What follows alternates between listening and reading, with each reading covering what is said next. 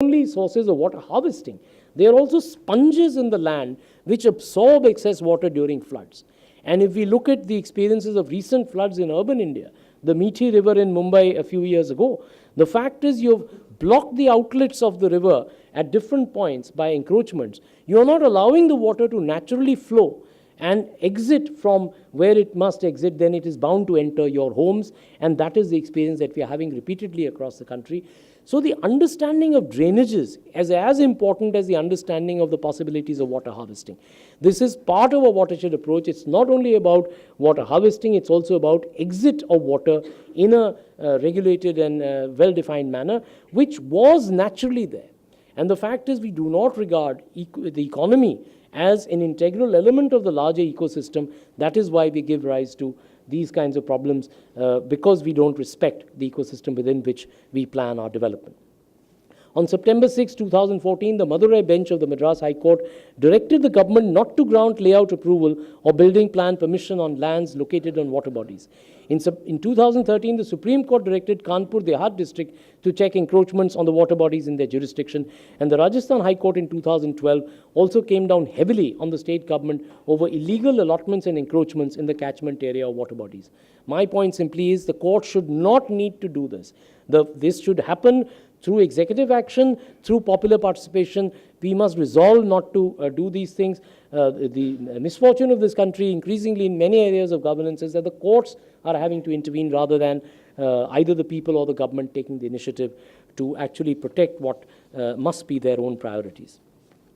As I've been saying, intra-city inequity in water distribution is a major challenge facing India. It's not just the quantum of water to be supplied, but the problem of its management and equitable supply. That is the key challenge facing urban India.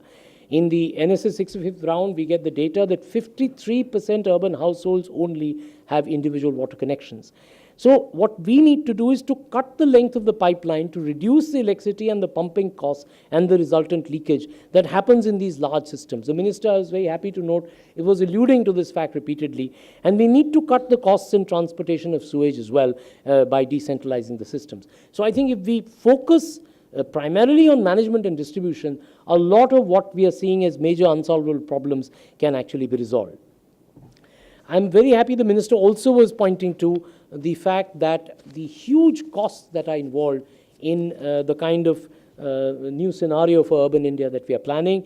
Dr. Ahluwalia's high-powered committee had estimated in 2011 5,64,000 crores would be required in the next 20 years for water supply and water sewage treatment in urban India. And I don't think that kind of money is available even through the PPP route. And I think what we need to do, therefore, is to find alternative technologies which will enable a reduction in these costs. Just as an illustration, Pune will need 3,000 megawatts of power every day for its conventional sewage treatment plants.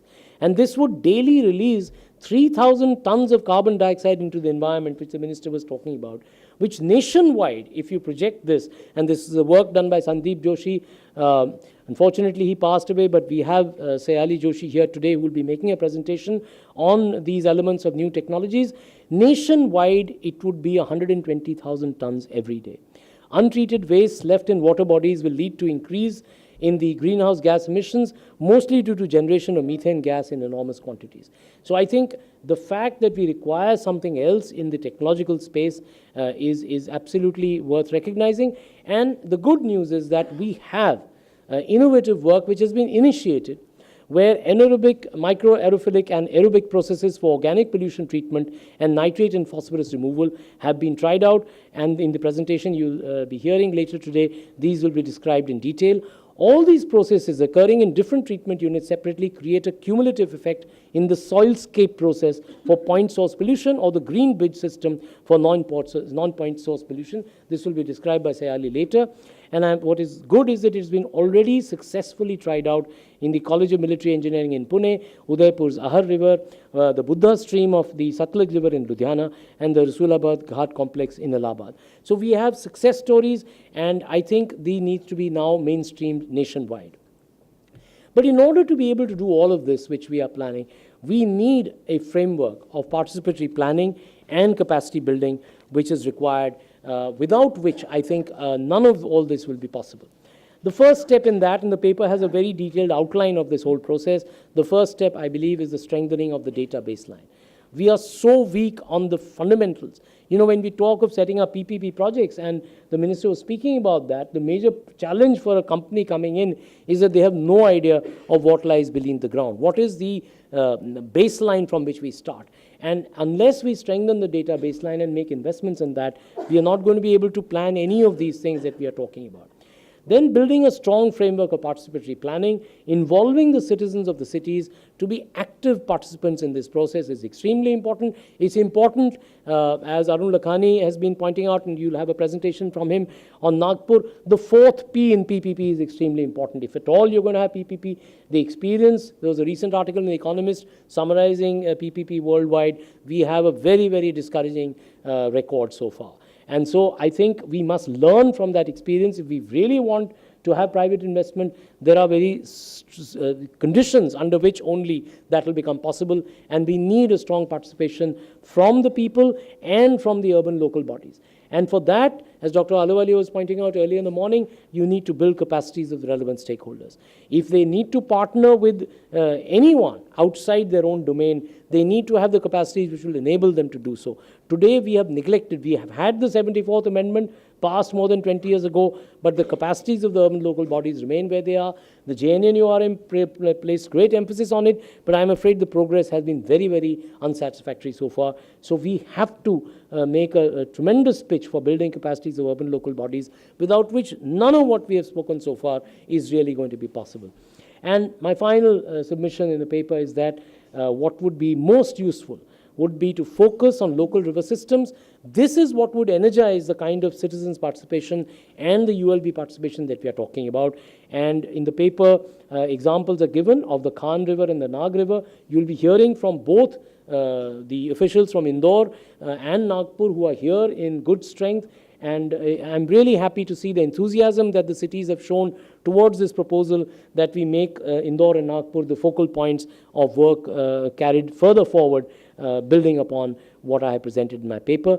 I believe if we have that as a focus and use the alternative technologies which are already been pioneered in a framework of participatory planning, we could go a long way in setting up best practice for resolving the really extraordinarily difficult problems of urban water in India. Thank you very much.